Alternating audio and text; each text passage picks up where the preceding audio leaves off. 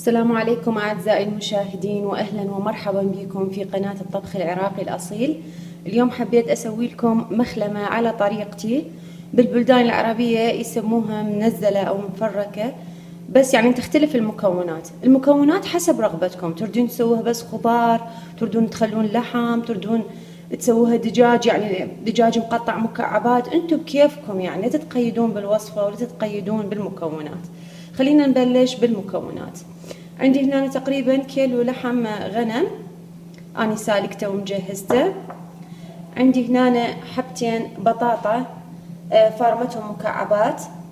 عندي هنا حبتين طماطة فارمتهم مكعبات. وعندي هنا حزمة كرفس تقدرون تستبدلوها بالبقدونس. وعندي هنا راسين بصل مفرومين ناعم. وعندي هنا خلطة البهارات اللي هي متكونة من كاري وفلفل أسود وكزبرة مطحونة وملح، وطبعا 7 بهارات مكتوب على الباكيت، وكركم.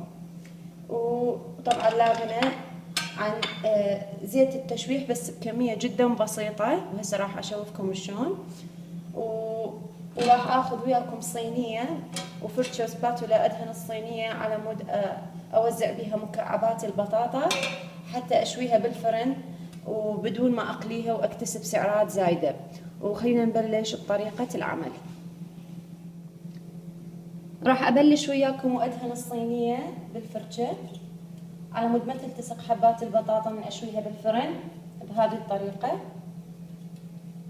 طبعا هذه الطريقة تغنيني من القلي، لأن أنا ما أريد أحصل على كمية من الزيوت، وراح أسويها بهذه الطريقة. وزعت حبات البطاطا بهذا الشكل، وراح شوي أرش لها رشة ملح خفيفة، وبعدين أكمل وأدهنها وياكم بالزيت، يعني أدهن وجه البطاطا بهذه الطريقة. وهسه بس أكملها راح أحطها بالفرن، من تستوي أطلعها وابتدي بخلط المواد على النار. هذا هو شكل البطاطا بعد ما طلعتها من الفرن.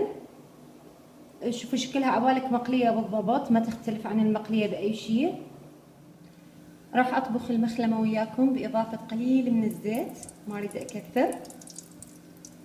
وراح أذبل البصل هنايا.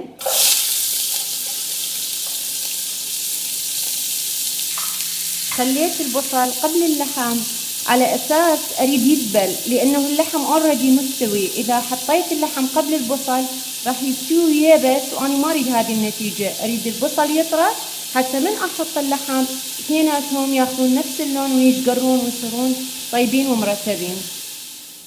هنا شوية ذبل عندي البصل، راح أخلي اللحم.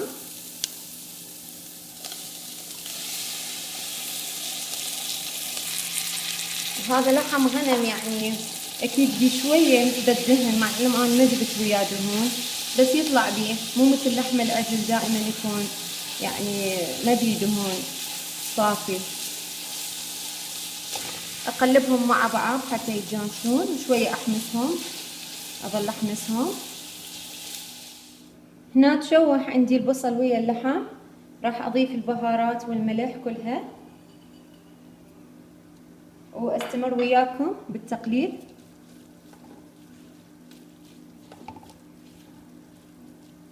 طبعا مثل ما قلت لكم يعني تستبدلون لحم الغنم بالعجل، يعني انا لو عندي عجل كان سويت بلحم العجل، بس هذا كان اللي متوفر عندي. تستبدلوا بالدجاج وتستبدلوا باي شيء، بس خضار انتم بكيفكم. هسه اجى وقت الطماطم، راح اضيفها. طبعا انا ما اريد امرزها الطماطم واخرب مظهرها، اريدها تستوي نص استواء. اول شيء تحافظ على قيمتها الغذائيه، وثانيا شكلها يطلع ارتب يعني بالتقديم.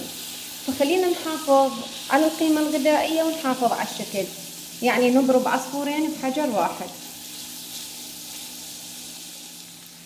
هسه اجى وقت الكرفس، تقدرون تستبدلوه عادي بالبقدونس، ماكو مشكله، بس الكرفس يطلع اطيب. وايضا استمر وياكم بالتقليب. تناثرهم حسب الرغبة، ترديه خشن ترديه ناعم حسب الرغبة.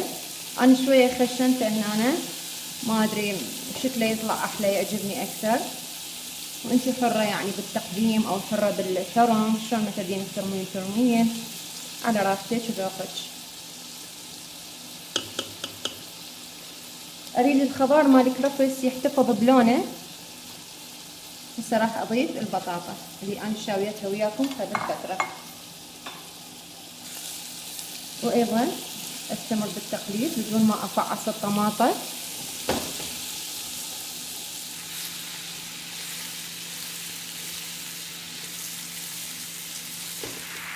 راح أتركها لمدة 10 دقائق على نار هادئة تتسبك وياي، وبعدين أقدم لكم إياها طبق التقديم. وهذا هو أعزائي المشاهدين شكل طبق المخلمة بعد ما غرفته وقدمته لكم. أتمنى ينال إعجابكم. طبعا يتقدم ويا سلطة ويا طرشي كيفكم، وهذا هو يعتبر يعني عشاء أو سناك أو طبق جانبي كيفكم، أو لفات اللي يحلو لكم سووا. إذا عجبكم الفيديو لا تنسون اللايك والسبسكرايب والكومنت الحلو، وأشوفكم بخير وسلامة. باي.